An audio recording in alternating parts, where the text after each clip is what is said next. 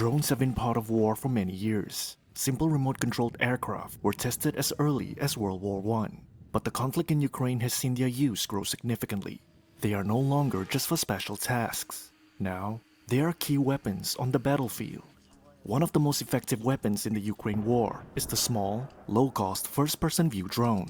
FPVs, originally designed for civilian racers, are controlled by pilots on the ground and often crash into targets with explosives. The total cost of the drone's components can be as little as $500. Benjamin Wolba is co-founder of the European Defense Tech Hub.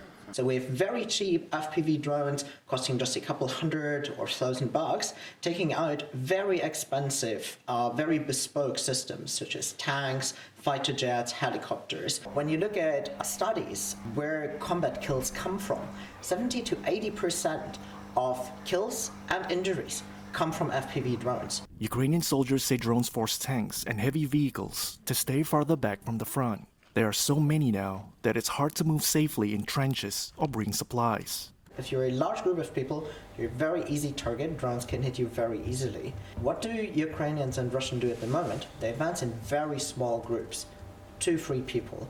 Why? Because if you disperse many groups, the drone has a hard time chasing those individual groups. The best countermeasure is electronic warfare. When a drone's signal is jammed, the pilot loses the ability to control the craft or can no longer see the video signal feed. But both Ukraine and Russia have ways to counter the jamming. So you're attaching a fiber optic cable on an FPV drone, and now you can transmit data through that fiber optic cable back to the operator. And the cable, it's on a spool, and it literally can extend 5, 10, but now 20 or even 50 kilometers. And the main benefit really being you do not need to rely on a radio link, which can be spoofed or jammed. Your communication cannot be disturbed, right? You, as long as the fiber stays on and does not break or get teared, you see what the drone sees, and your enemy cannot hack your communication link. In response to the challenges posed by electronic warfare systems, Ukraine and Russia are now racing to develop AI-guided drones. They find and hit targets on their own without needing a constant signal from the pilot.